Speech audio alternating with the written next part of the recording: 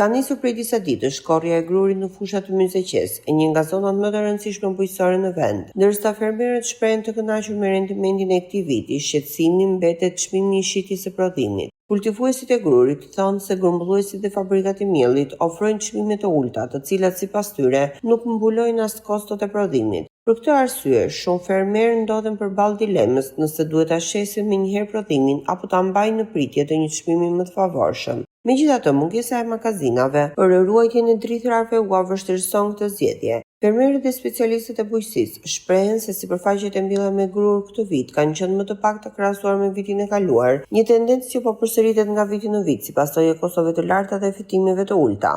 Fermerët shprehen jashtë kamerës se kanë bërë shpenzime të mëdha për farën, plerat kimik, punimin e tokës, frezimin dhe tani edhe korrjen. Rritja e çmimit të naftës ka ndikuar drejt për drejt edhe të kostoja e korrjes, pasi mjetet korrëse kanë rritur tarifat për çdo 2 nymë të korrur, shprehen ata.